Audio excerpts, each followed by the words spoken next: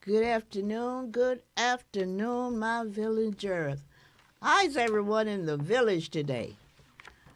Blessed, but feeling a little stressed, right? Well then, I'm going to ask the question. As the late, great Joe Madison was asked, what you gonna do about it? Now, I promised you I would be bringing in guests who could help us decide what to do about our situation. And today, we have those folks to come and help us decide.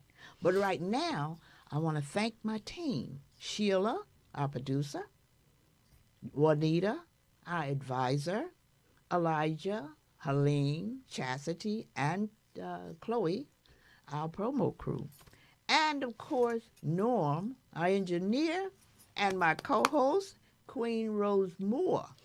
And, of course, you all know me. I'm Ruby Williams Sharvers, your unapologetic amateur, still looking for experts in Africanism. See, I personally feel exhilarated today. Some of you are still listening to voices designed to keep your spirit down. I advise you to turn off some of those doom voices and listen to black voices. I listened this morning to Sirius 126 with Dr. Greg Carr and Brother Lamont King. They always encourage me. There are others, of course. You listen to your church, your mosque, Roland Martin, WBAI, and others. The gist of my podcast is to educate, reconnect us to our original selves. But I'm going a little rogue today because I think in these times, in this climate, that's the route one might need to take right now. See, when I started this podcast a couple of years ago, my sole purpose at that time was to bring light to our need for enlightenment, to concentrate on the renewing of our minds, where our people, the Africans in the diaspora, would see themselves through a different lens, a lens that would show a damaged people made in America. Believing that we should be given the same consideration and treatment you would give any other major ailment that brings harm to you. Absolutely. Yep. Of course, that would require our recognizing our uniquely different situation based on our history here in this country. I even coined the phrase to define our situation, the African slave virus 401. I even, declaring that we should assess what we went through and still going through as African people. The same way one would assess any other specialized catastrophe like cardiovascular disease, cancer, the pandemic.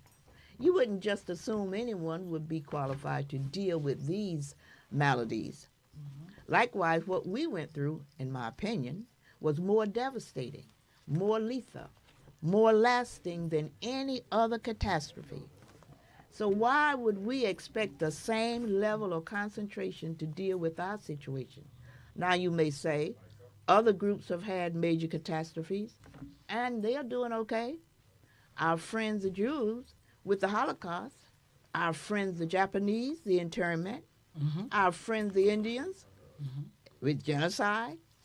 But I'll tell you, the difference is, in addition to the inhuman treatment, we were stripped of our history, our language, our religion, our culture. No other group in the annals of history, either earthly or biblical, were ever stripped. That's what distinguishes us from others. And because we have not been treated, we are unable to look beyond our circumstances and see the real us. See, our circumstances show that we are behind in health, wealth, and education. So we believe that something is wrong with us. That's why we point fingers at each other in disdain. Mm-hmm. You've heard us. We don't stick together. We are our worst enemies. We are like crabs in a barrel. So that's why my podcast concentrated solely on a cleansing of our brain. But now, since that last election, mm-hmm. I have been forced to recalibrate, rethink, and include another concern as a must-do on my agenda. So now there's a two-pronged urgency to my declaration. See, now we must clean our brains as quickly as possible, and a must-do because we have no time to waste. And so today, we will be working on the immediacy of the must-do because we are asking all of us the question, what you gonna do about it? Yes. I'm excited to bring on our guest today who will enlighten us on his plans to help Plainfield through the immediate dilemma we find ourselves in. With us this afternoon is the Honorable Mayor of Plainfield, Mayor Adrian O'Map, who is running for his third term.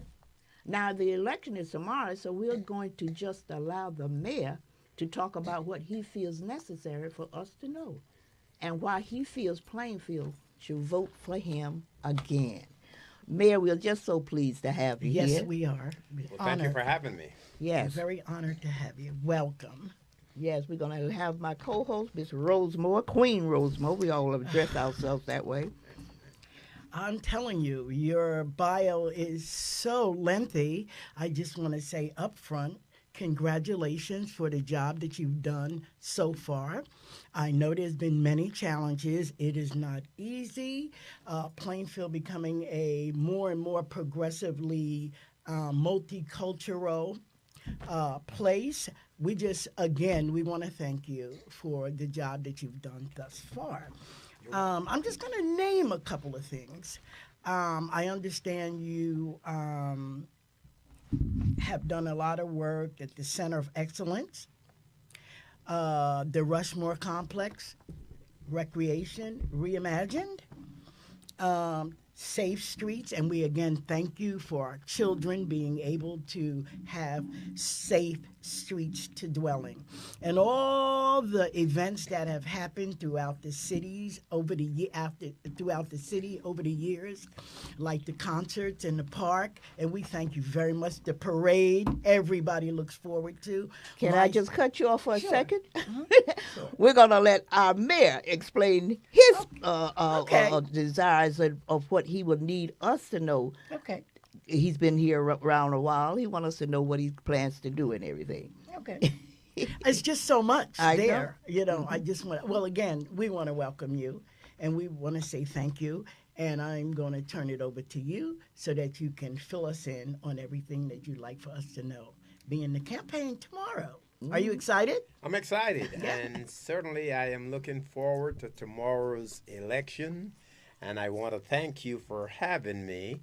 And I know that Sister Ruby has indicated that I am running for my third term. It is actually my fourth term. See, I asked someone. I want to be Right. correct, and I'm going to get that person. It's your fourth term. It's my I thought it fourth was term. then. I Okay. am currently serving a historic third term, and Okay. I am seeking my fourth Real term fourth. Wow. to continue I can- as mayor of the great city of Plainfield. Okay.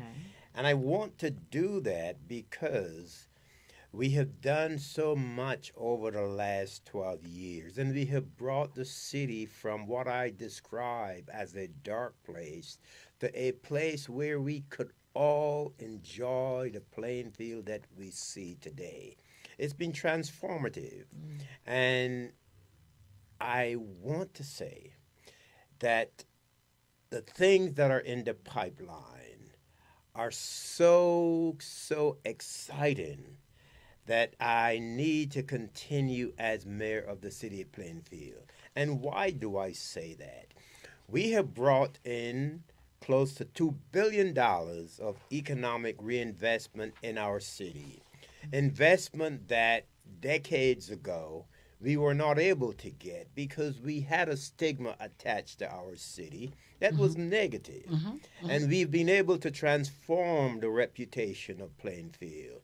We have driven crime down by 52%. We have built affordable housing. We've built market rate housing. We built mixed-use commercial and residential development to provide housing for the people that need it. And in New Jersey, there are over 220 housing units short.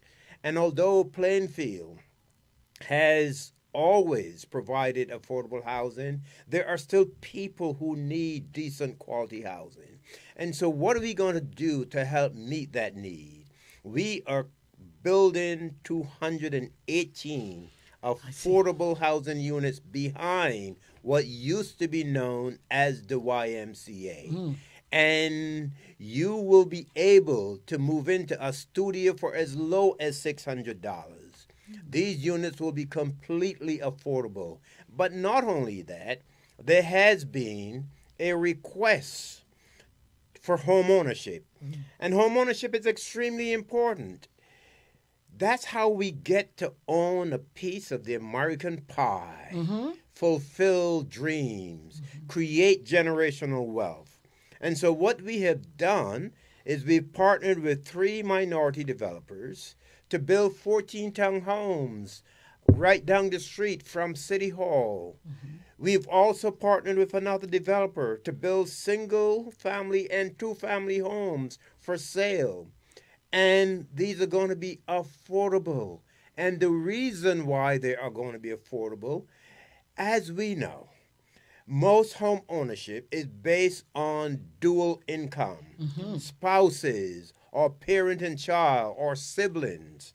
And that is how we get to own our own homes, by having dual incomes. Now, in the case of these affordable homes that we're building, let's assume you have siblings that are living in apartments. And these siblings are paying $2,000 each for their separate apartments. That's $4,000 when you combine that. These affordable homes, which will have a market value of $800,000+, will be sold for about $550,000 or $600,000, which means that on day one, those individuals that are purchasing these homes will begin with equity on day one of about $200,000. And how are they going to be able to do it? Now, I mentioned that most homes are dual income. Yes. So if those 2 siblings decided to come together, because they recognize that when they're paying a lease rent on an apartment, at the end of the day, they have nothing.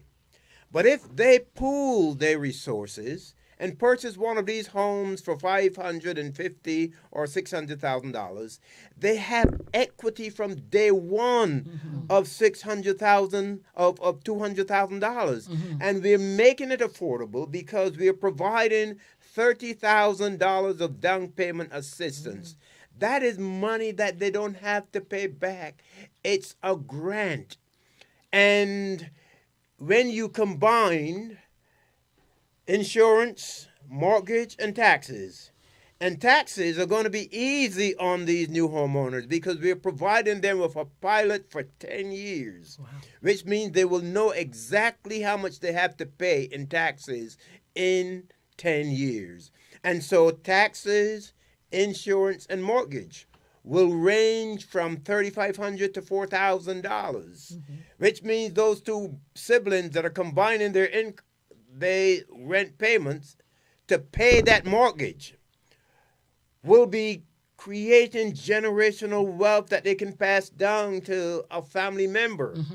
And it makes sense because these homes will be 4 bedrooms, 2 baths, with a yard, and with all of the amenities that people need in a home. So we're making home ownership affordable for this generation and for wealth to be passed down to the next generation.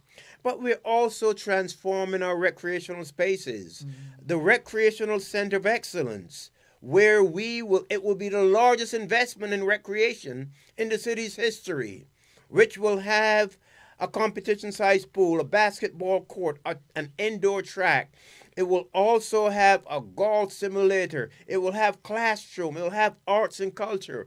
It will bring together so much amenities. There'll be a gym so that when parents are using the gym, their kids could be in the classroom at the Recreational Center of Excellence doing their homework in a wholesome environment. So it doesn't get better than that.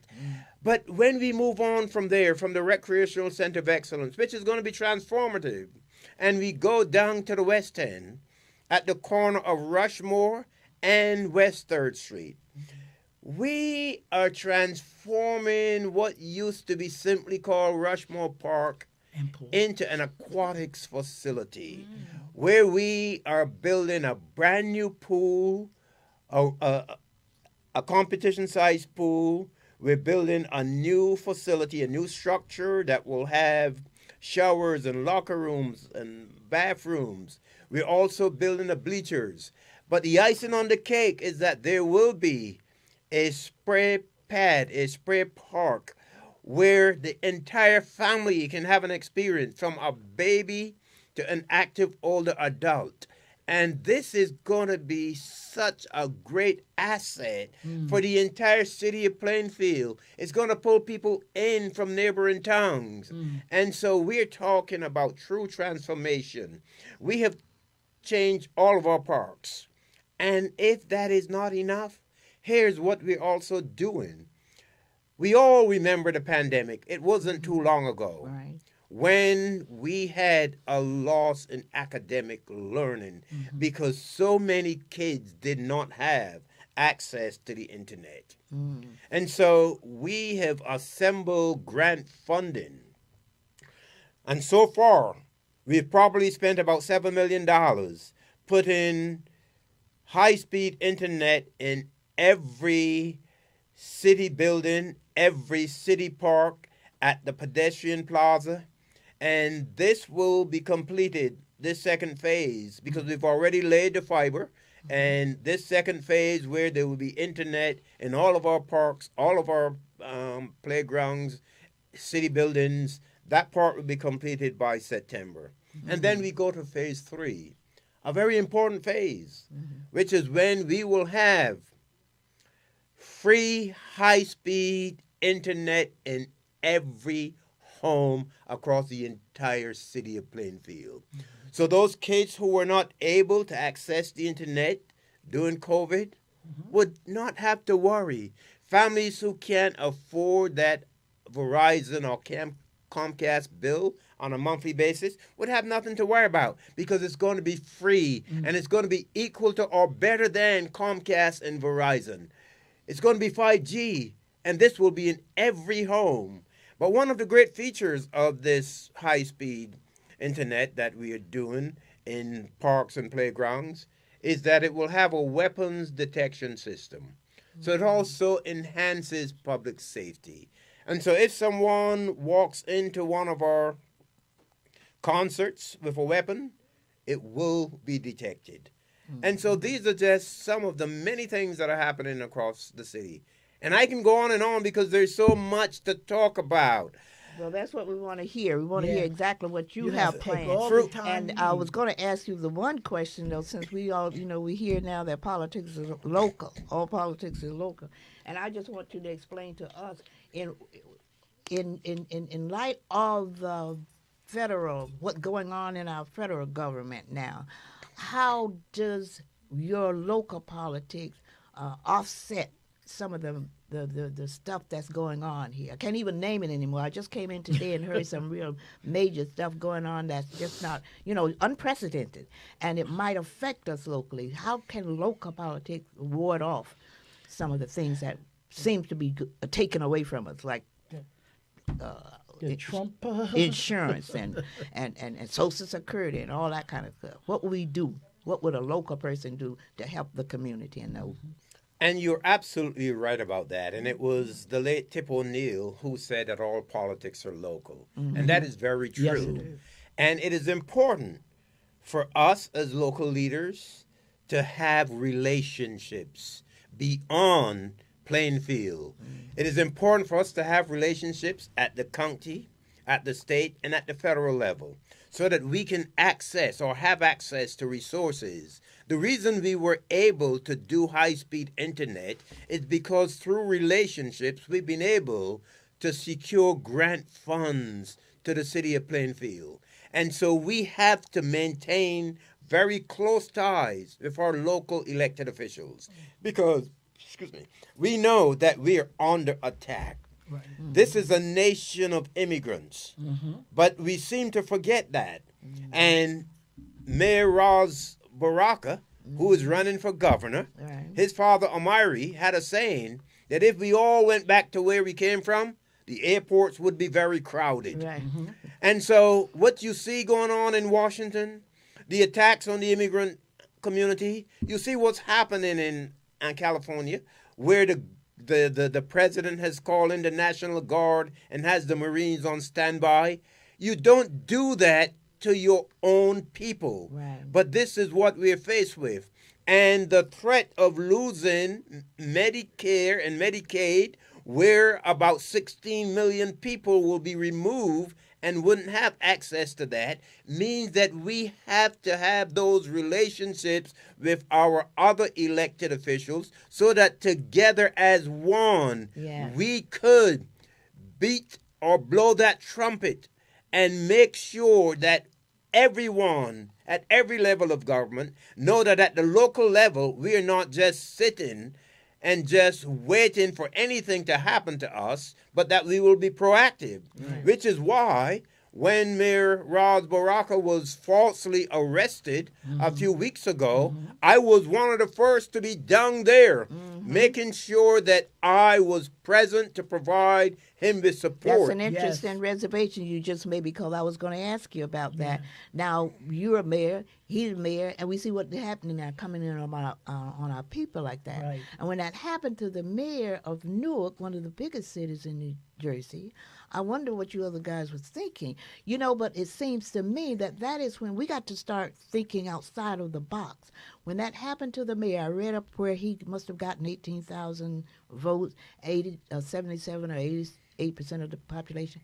At that point, thinking outside of the box, unlike what we would generally do, I think 18,000 people should have been on the street because they attacked him, but in attacking him, or if they attack you, or whatever our mayor would be, that's attacking us. So we got to start thinking in terms of not allowing you guys to be out there alone because he, faced it in a very brave way, but it was not up to him to face it alone. You did the right thing in assisting him, but I think 18,000 of his constituents should have been out there.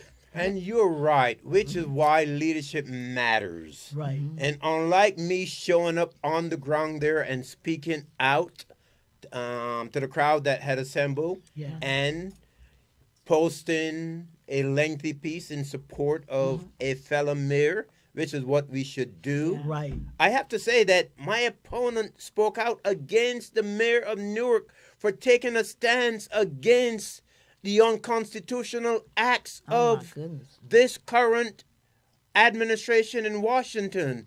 And my opponent accused the mayor of Newark of lacking in transparency, of being unethical. And that was such an egregious statement and position for any leader to take that it just baffles the mind. So we as leaders, we have to make sure that we're always willing to do the right thing and stand up for what's right in spite of whatever pressures come our way. And that is why I have taken very strong stance against the onslaught of, the Trump administration and the targeting of the immigrant community. I, too, am an immigrant. We are all immigrants. And so we ought not to just sit on our hands and just wait and just be willing to accept whatever treatment, is given to us. We must fight back and we must speak out. And that's what I have been doing very boldly. Yeah. But, Mayor, Honorable Mayor, we thank you very much for your support for Ras Baraka. My family very much involved in his campaign. But I want to tell you, they did share something with me. My brother was boots on the ground at the time it happened. He was right there, and police officer. And I wanted to commend Ras Baraka in the stand that he took, but also we have to, as leadership, remember what we face in this country, especially with our young black men. And therefore, I really commend him for using what we fail sometime to exercise, which is emotional intelligence. I like that he thought about what this administration that we are now facing will or could possibly do if we had a lot of people gathered. He would have loved to do what he did in California, bring in the military. Oh, that was his intent in the first place. But the quick thinking of Ras Baraka and the leadership and the fact that he was able to exercise emotional intelligence in midst of what was going on and even the threat to himself. We as leaders, we have, and I see that in Plainfield too, because I raised my kids in Plainfield. I am a Plainfielder, long time, 37 years. Well, we're going to get back to the mayor now, because I know But he doesn't have. I know he's on the run. I want him to finish what he has to say, because I know once they get out here, they're important. That they want to make some points, and if you got any more points to make, but you're very. But I just right, needed to bring that out because that's important. Our black men are precious, and they need to be considered at all times by leadership. And that's a very important point. And like first responders, we can't run away from the danger. Right. We have to run towards it when it's going to affect the entire community. Exactly. We have to make sure that we're willing to stand on the front lines and fight for what's right. Stand up for justice and take positions even when it's hard. And by taking those positions, we might be inviting danger even to ourselves. Yeah, well, we that's have to stand inevitable for something. anyway. Exactly, you got to fight for something. That's right. Mayor, I know you are a busy man on the run. We appreciate so much that you stopped by this little vineyard and let us know what it is that you plan to do for us. Yes. And we appreciate it so much. We'll thank you. Very, and if very there's anything much for else having you would like to say before you get out of here, just. Well, I thank you for having me, and I will close by just making an appeal to your listening audience to let them know that I have a proven track record, and leadership matters. And so it is important for Plainfield registered voters to get out and vote tomorrow. And I'm asking them for their support. Vote for me on line 1E tomorrow in the primary election so that we can continue the forward progress that has been set in motion with my administration and the team that I've surrounded myself with. Appreciate you so Thank much. you Thank so you. much. God You're bless. welcome. Thank you so much. You're welcome. Now, my villagers, you all know what we're doing. You know what I have promised you that I will do. I'll bring people on just to express themselves and let them know, because we know what we need. And as the great Joe Madison said, what we're going to do about it. It's always about what we see the situation at hand. And we know we all got to be a part of correcting and taking care of our community, our village. So what we're going to do, as we promised you we would, we're going to bring both candidates on so you'll get an idea. We're not partial here. We get the idea of who you want to be your mayor next Next leader. Yes, Okay. yes. All right. So, Rose, right, with that in mind, when we wait for our guests, you're going to bring the young folks on the end of the month. You can just make Yes, and I want everybody to tune in Yes. because we will be bringing on our young people in a continuum of learning and demonstrating what they have learned and gathered about who they are. Yes. That's most important. The children are our future. very much so. And you learn every day with this administration. I mean, there's something going on every day. Yes. I just learned yesterday that they stripped another one of our centers. I've forgotten which one it is. I know they had gone on to Washington and stripped Right, that. right. But there's another one, African History Center, that they stripped. So they're just taking our history right out from under our noses, and it's not going to work because we're bringing history into our people, unlike Absolutely. before. And It's that's going to motivating push us to Yeah. for more people to get involved. So Yes. they could do whatever they want. Yeah. Truths from the earth Yeah. shall what? Rise again. Thank you. Uh-huh. Thank and you. I often quote Hosea 4:6, say, my people will perish for lack of knowledge. Yes. But what we're doing here is trying to make sure that knowledge will come forward. And we will bring the knowledge. We will bring people in who will share what they know and how we're going to get through this situation we're in. Right. And I say this situation because it's unprecedented. Every day says something new. And I know Right. people are stressed out. Yes. Stressed out, and as Absolutely. they should be. And they should because be. when he's now after one group, believe me, it's going to be you next. So we need to understand that clearly. Just because they're not happening to us at this moment Time. Right. doesn't mean that it won't. We have happen to us. collaborate and Yeah, come we together. definitely And not do. only In that, spite but of. come up with something strategic Yeah. to push back. Yeah, and we got to stand firm on what we know. That's right. We got to say two expressions that I would hope that we will leave forever on our plates. One of them is, I don't hate all white folks. Well, we understand that. You're wasting your energy to use that word. I don't hate all white. Just go on and talk about whoever you want to talk about, Right. because we know racism is just abound. We know that, so we don't need to try to sugarcoat it in any way. And another thing, we got to speak to truth to power Absolutely. and say Trump stole the election. Absolutely. Now, I'm not a conspiracy theorist or anything like that, but common sense. You use common sense and you see he had a reason and a way to do it. His reason was that he was looking at jail time. So as corrupt as he is, why he wouldn't Right. try to figure out a way to steal the election? Right. And he had all the resources. He had the richest man in the world. Yes. You know, he had the KGB man who knew all the ins and outs of how to do this.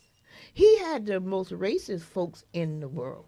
So he had three elements that would allow him to just steal, and to think that he wouldn't. Absolutely. And one of the things we're afraid to do, I guess that comes from part of our slave syndrome. Back in the day, see, I'm from the silent generation, so I'm a little older than most of you around here. So I know where that comes from. We're afraid to say what we know is the truth. But truth to power, We have to change. we have to that change has that. to change. Yeah. So I think we now got our guests coming Yes. in that I'm so pleased to have. Welcome. Welcome. That is, let me see. Now let me just get this together because I don't want to miss information the way I did. Before I said the third. That is our brother. You could read this. Okay. Mr. Wyatt, how are Brother you? Richard Wright. Doing great. We Now- are so now pleased to Sam have Mendes. you on. What we're trying to do, what I say They were my in neighbors. my podcast, is that I promised when I started here a couple of years ago, it wasn't for my health. It wasn't because I was bored. It was because God has put it on my heart that I need to come and bring information to my people Absolutely. that we weren't necessarily getting. And that's no slack on anyone. I mean, sometimes we don't understand the kind of information we need. So when I kept reading Hosea 4:6 that said, my people will perish for lack of information, I knew then that this didn't mean any information. Right. That's right. True information. Because we get a lot of information. Right. Much of it is just false information. So what we try to do here at this podcast, bring in those guests that will give us the truth, tell That's us what right. we need to hear, and how we need to get through what's going on in our lives today. So we're not going to spend time talking about what we're doing. We're Yes, going to hear let's get what to you're it. doing. What you're doing. I'm This is anxious. Councilman at Large, Richard And what is that? I saw there was you had a nickname there too. What they call you? Oh yes, Riddy. Riddy. Oh, Yes. really? Okay. Okay. Riddy. Okay. So we want you to hear from you Yes. what you think you can offer the city of Plainfield. Our audience want to know that, particularly in light of what's going on in the federal government. They say, "Oh, politics is local." That's We want to right. depend on our local politicians these days. So we want to hear from you. Okay. Great to be here. First, I'd like to thank you both for having me on. Okay. Okay. Oh, okay.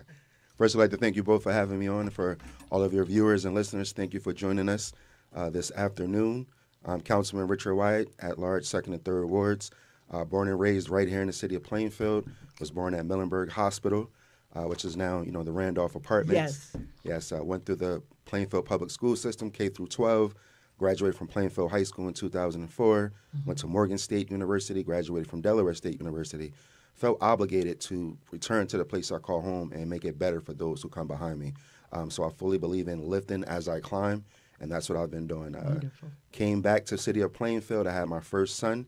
At that time, I realized there weren't many dads at the schools. There wasn't many presents of father figures, so I started a dad's club. From there, people were saying, you should run for the Plainfield Board of Education.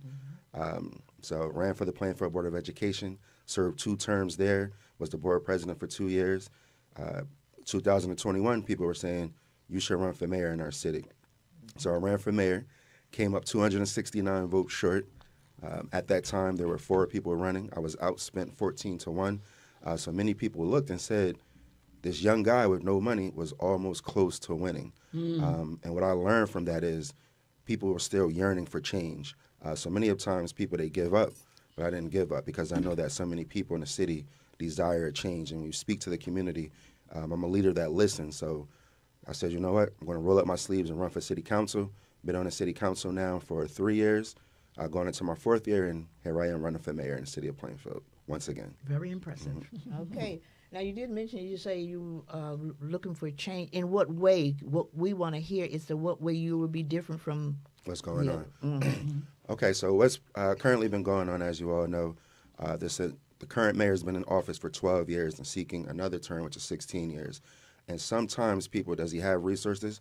Yes, he does. Is everything that he's done horrible? Not at all. He's done some great things for our city. But we as people sometimes have to pass the torch. So some of the things that I'm looking to implement and bring, many of people in Plainfield feel unseen and unheard. So for some, they say, you know what, he's transformed Plainfield, but some people feel left behind. So when we speak about affordable housing, so they have a plan to say, we're bringing on affordable housing right now within our city of Plainfield. Just for an example, $2,100 for a studio apartment, and they deem that affordable. The question is affordable for who? So I know many people who are older than me, younger than me, who say, I cannot afford to live in Plainfield. I want quality housing as well. So to call these things affordable is not really the case. So really listening to the people, and we should know the median income, average income in Plainfield is $73,000.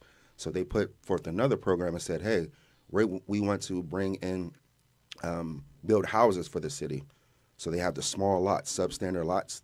So they gave the lots to the developer for $1. The developer is building the house is going to sell between $500,000 and $650,000. So they say, you know what? All of those who are eligible, we will pay $22,000 to $30,000 for their down payment. This is the catch. How much do you need to make for this affordable housing? You have to make between $150,000 and $250,000 in order to qualify for affordable housing. So being in the community, talking to the community, I asked how many people make between $150,000 and $250,000.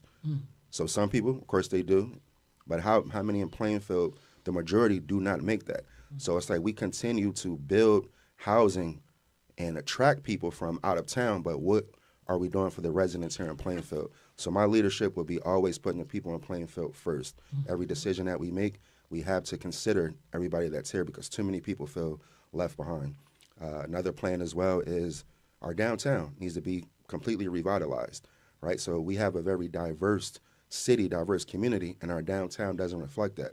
So we have to invest in our businesses that we have and attract the businesses that we need.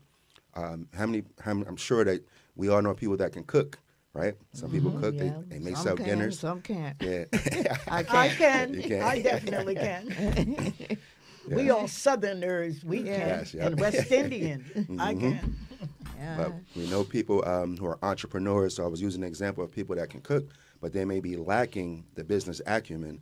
So creating a real business resource center where we can combine the two and really help our entrepreneurs. Plainfield has so much talent, Yes. and we're just not, cultivating the talent that we have here. Right. So it's just really all my plans that we put forward is making sure that we take care of the people in Plainfield and have them in mind. Do we want growth? Yes, we want growth, but it has to be smart development. Yeah. All the apartments going up now, it has the appearance of a renaissance, but it lacks the substance, right? So with all these buildings going up, if you ride past and you can stop, roll your window down and say, how many people on this job are working that live in the city of Plainfield? And it's none, right? So if the plan was our vision for the next 10 years is going to be build, build, build, build, then we should have made sure that we were training our people, our residents here in Plainfield, to make sure that they can get those Ahead of jobs. time, yeah. And that's how you circulate dollars within our community. Yes. So with the apartments going on as well, I asked people 2 questions. I say, it's date night, where are you going to eat? So they start naming other towns all around. I say, where do you grocery shop? They say, I go to South Plainfield, I go to Watchung, I go to Trader Joe's. So if the plan is to bring people in, what do we have to circulate dollars within our community? So they're sleeping here, but they're spending the money elsewhere. It's a lot of building going on, but people from the city aren't working these jobs. So it's just like we have to start prioritizing Plainfield and putting Plainfield first. So that's a big portion of my platform. I know I've been kind of talking a lot, but this is something that I'm really passionate We about. want to hear it. Yes. Yeah. Go right ahead. Well, I'm going to ask you the questions that I asked the other person. Is that we hear that politics are local. That's right. So how would you associate your politics in Plainfield with that of the federal government when they're talking about taking a lot of stuff from us? How does that affect the local politician? Can they just come in and take what you all plan to give us? Can that be done? Well, as you can see, he's already started. It's already been, 6 months since Yeah. he's been Within back in 6 office now, and every day it's something new. Unprecedented. Yeah, every single day is Unbelievable. something new. But as you can see, we have, as community leaders, as of right now, we're standing up and saying, no, we're going to push back. But to answer your question, a lot of the grants that we receive from the federal level, so they say, okay, if you're not willing to get rid of DEI, then we'll cut your grant funding. If you are not willing to work with the authorities and allow ICE to come in, then we will cut your funding. So those are things that not just the rhetoric where we're going to go on Facebook and put letters up saying we're going to stand up and fight against Trump. We have to really put policies in place and say, you know what, if this happens, and this is the policy that protects our people, our residents here within the city of Plainfield. Right. And many of times, some people, they just completely disengage. So they say, you know what, Trump's in office. I don't want to work with any Republican. I'm not going to work with Trump. I'm going to fight. And we won't get things done that way. Right. So we have to have conversations and see, okay, how can we work together to make sure that we continue to have the funding that we need? And also, we can pivot and say, okay, we have all these relationships right now with all of these developers who love Plainfield. They're coming in making millions and millions of dollars, and say, okay, let's go to the private sector and start seeing how we can fund some of these projects. But for Plainfield, most of the parks that we have, that's Green Acres funding, those are our federal grants. Those things will continue to come. And we just have to make sure that we stay vigilant, continue to watch the news, and build these relationships, and continue to foster the ones that we have.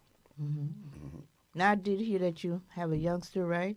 What's your plans for with the statistics going out the roof with the young people today, mental illnesses and suicide? Yes. What will be your plan to engage our young people in the city of Yes. Plainfield? Okay. important. Yes, I actually have 3 children. Okay. Yes. So my oldest, Richard Wyatt III, Little Ritty.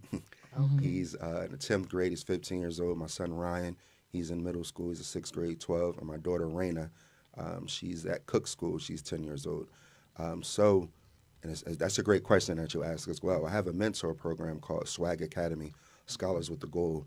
And so we take 40 young people. So before it was just open to males, but so many women were saying, hey, I need something for my daughter. Absolutely. What programs do you have? So I was like, you know what, we'll open it up. My excuse used to be, we're helping build the men that hopefully will marry the young ladies one day. But they was like, yeah, that sounds good, but we need something for the females as well. Okay. So we started opening up to them. And I open up each session and I ask, and many of people, we walk past each other, and you may say, how you doing today? And he was, how you doing today? Good. Good? Okay, how are you doing today? How you doing? Real question, today? how you doing? Oh, you're asking Yeah, the I'm question. asking, yeah. Well, asking. I'm stressful right now today when I think about what's happening in the broader sense. But I'm encouraged when I hear folks like yourself Right. talk about what we can do for our young people, because they Right. are the future. They are the ones who are going to move on and carry on what we're planning, and particularly from my generation. See, I'm from Right. the silent generation. You guys wouldn't know anything about that. So I've gone through iterations of different things that I'm looking at now, and it's coming back to where I have seen. You all haven't seen that. You've seen a lot of stuff. But to the extent that Trump has taken us all the way back, it's serious. It's dangerous. Very. And we got to figure out a way, even before he became president, I knew that what he would do. He said it. He was very clear. Wasn't lying about it. He told us that. And he's doing exactly what he said he would do. I didn't know it was going to be so in such a short period of time. He's got us in a position now that we kind of caught red-handed, don't know what to do. And that's why it is very important with the local politicians to be sure that they get whatever we need to move forward until we can figure out how we're going to get through all the stuff that he's throwing at us. Because coming in today, it was just heartbreaking to hear what he's doing to the immigrants. But we have to stay strong Yeah. and keep hope alive. Keep hope alive. At the same time, we're going to have to go forward. And as Joe Madison, the great Joe Madison said, what are we going to do about it? That's right. Because we Plans. have to Yes. make sure that we have plans afoot Yeah. that would at least reconcile some of the major catastrophes, and I call it catastrophe because that's what it is, when you're taking children away from their parents. And this was a 12-year-old. I was coming in. As I was coming Really? in, yeah, they had taken some of these immigrants. It was in California. Oh, I haven't heard. Okay. Yeah, yes, just yes, they're 12 years old. You can hear crying. Well, where is she going? You know what I'm Right. saying? They don't have any plan. So there's a lot we got to do. There's a lot on our Yes. plate. Yep, and just not so I don't lose my train of thought. So Right. I asked that question, how are we doing? And you said good. Most of the time people, they say good, but they have so many going through so many trials and tribulations. Yeah. They have so many burdens on their shoulders. They stressed out. So we have to create spaces where people can open up and feel vulnerable. Yeah. So I do that with the young people. That's how we open up our session. And it's like, I don't want to hear good, right? So how are you really feeling, Exactly. right? So, and this month is Men's Mental Health Awareness Month. So making sure that we, one, create those spaces. And I'll tell a quick story. In 2021, when I came up short, I went through depression after that time because I felt like I let the city down, right? So many people were excited about the campaign. So many young people, first-time voters. My grandmother, God willing, she'll be 100 in August 1st. Yes, she'll be Praise 100 God, years old. praise So God. the excitement just everywhere, every door we knocked on, everybody had on a purple Team Wyatt shirts everywhere. And to come up short, I felt like I let the city down. And it was people encouraging me saying, you didn't let the city down. You ran a great race. We are thankful that you stood up and went against the machine. We're thankful that you advocated for what people in Plainfield need, that you was willing to take on this fight. The city just didn't show up. So it took me a while to get over that and say, you know what? I can do this again. I can do this again. But when we speak about mental health, and it's really talking to people and not just speaking at them, but listening, being a listening ear and just creating those spaces and say, this is a safe space. You can be vulnerable. I'm here for you. And making sure that we have the resources that people need. Because so many people are going through challenges on a day-to-day basis. And now the things that's happening on the federal level is a completely different layer. Right. Right? So we have things that we have to deal with on a local level that has never been stable or fixed. And now we have to deal with and worry about these things as well. So just creating those spaces, making sure we have the resources, and just having open and honest communications and listening but not judging. Well, that sounds like some good advice, and particularly when it comes to our young people, we do need these systems in place that's going to motivate them or Especially the young black males. redirect their thinking. And I'm not quite sure what the thinking is. I said in this my introduction here. And as I always say, well, this podcast it was put specifically here. I brought this here specifically for us to reconstruct our original selves. Because see, we are in a position at this point where we have been so brainwashed, for lack of a better one. My friend said brain dirty, and so brain dirty, and we got to clean the brain because we have gone through so much. And as I said, I've gone through different iterations of our sojourn here in this part of the vineyard, in the diaspora. So I know what I'm talking about when I look at what we're doing now, how dangerous that could be, and particularly for our young people. See, my ancestors allowed us to have the wherewithal.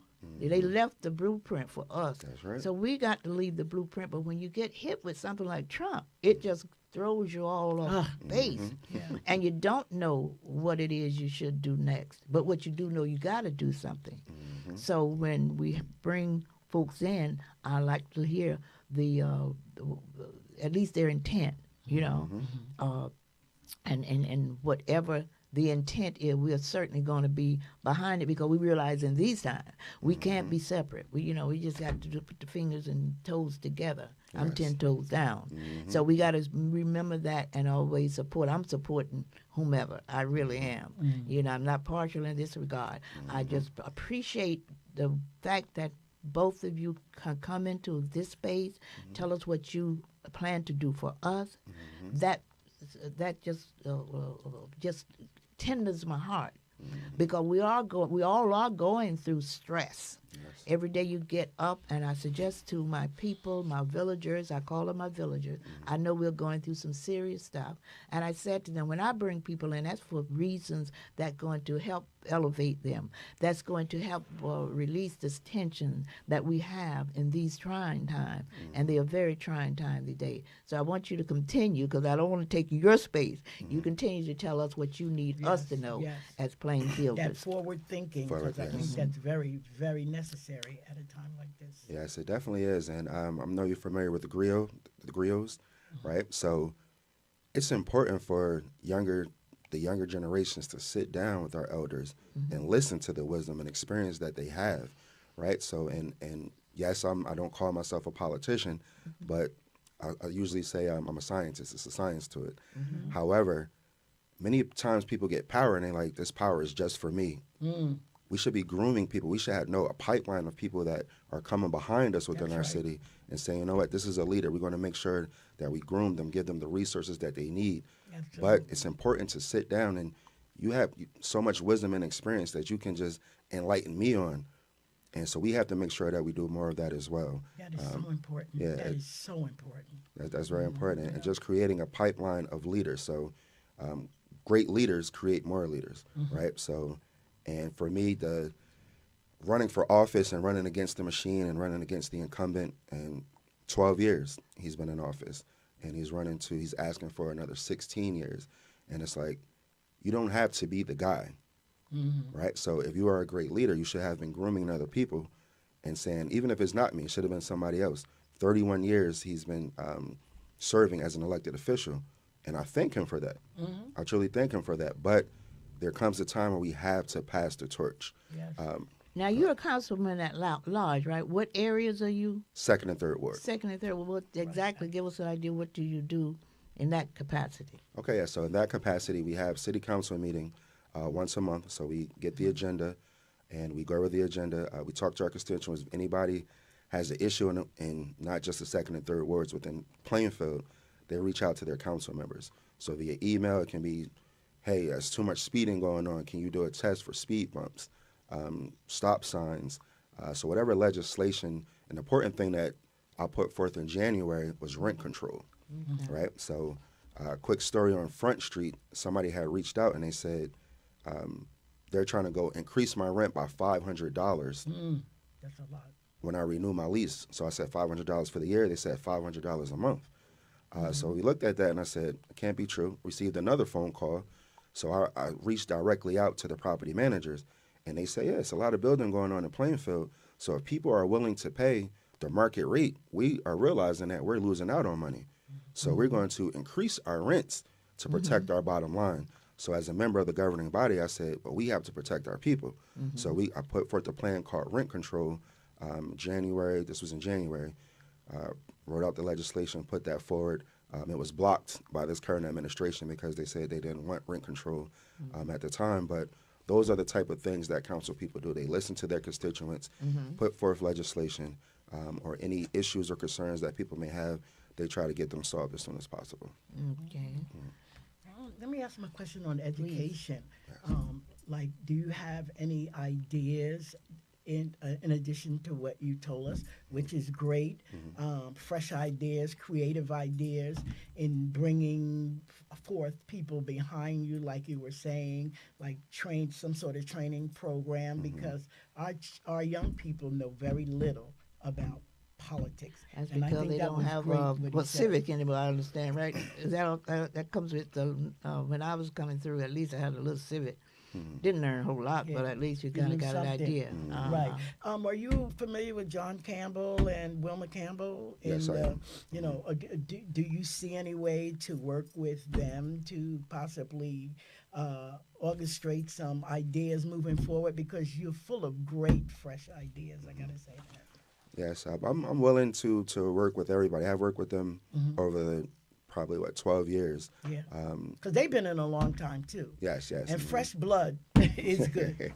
Fresh blood brings fresh ideas. But I believe, like God have told us, we should bring and I think you said it too, bring the older and the younger together. Well, there and should collaborate. never be a disconnect in any case, Right. because although we'll expect the younger ones to carry forward, they're to be to their advantage and our advantage to keep the line going. Yes. Because you don't ever have to cut a line, just Yes. keep things going. I agree with Because with the wisdom and the understanding, new And understanding, knowledge. That's right. it always works better. And their energy. And we have done that. That is our history from our That's right. from our village. Yes. It just that when we got over here and Yes. we was disrupted and corrupted on every level, Yes. so we forgot even who we were. You know, we're looking at ourselves now, as I said earlier in my introduction, is that we can't see beyond our circumstances. And that's one of the problems. Yeah. One of the things I try to do at this podcast is to try to correct that, make us know that our circumstances is not who we are. That's right. We are the lowest in education, we're the lowest in wealth, we're the lowest in health. But when we think 400 years ago, were we that way? No. If we believe our history, and we believe we were the creators of this and the best scientists and build the pyramids, then we have to ask the question. That's what my podcast is about mainly. That was my concentration until this man came into the office. Now I got a second concentration. I know it is important for us to regain our knowledge, but at the same time, we have to do what the great Joe Madison said, what we're going to do about it. We got to do action now, along Right. with knowing Some who we are. strategic So there's a planning, whole lot we got to do. I'm so appreciative of Yes. you coming in. If you got any other thing you say, we got about a minute. Okay. Give us But the last words, Okay. encouragement. Yes. Yep. So once again, I am Councilman Richard Wyatt, running for mayor here in the city of Plainfield. Tomorrow is the day. Tomorrow is the day that we can choose to put Plainfield first, and making sure that all the decisions that are made, Plainfield is at the heart of it. So the polls open tomorrow at 6 a.m. They close at 8 p.m. They say it may rain, but guess what? We still have to come out Always and make say. sure that we vote, because if we do Gotta not vote. vote, then we cannot complain. Yeah. We spoke about civics as well. I know we have to wrap up, but making sure that people start coming to the meetings and engaging. So the way it is now, many people believe their vote doesn't count. That's not the truth. We need you to show up at the city council meetings. We need you to show up at board meetings. So tomorrow, just don't cast your vote. Make sure that you stay engaged, because this is a city that we can shape together. I don't want to build a city or a future for you. I want to build one with you. Great, fantastic, Great advice. fantastic Great last advice. We thank you so much again for coming out, and I just want to say to my villagers, I appreciate y'all. We didn't get a chance to bring you up this time because we had it's just things we needed to know as Plainfielders. Yes, But we're lot. going to catch you the next time around, and we appreciate you so much. And I want to say again, I know if I don't say this, my producer's going to say, Ruby, what are you doing? If you all appreciate what we're doing and you think it's worthwhile, we want you to continue to support us. Yes. You know, and of course, we want you to encourage people to watch this program. We want you to, I always forget how you do it. What you do? Like and share it. Share it. Share it. Oh, share it. We Share want you it, to like it, share it, and share it. other things. Share Yes. it, like it. Yeah, share That's it, right. like it, and whatever else you can That's do. how the word Yeah. gets out. Our Okay. voices are heard. Okay, Share and it. with that, we'll see you next week, and hey, faith in the village. Thank you.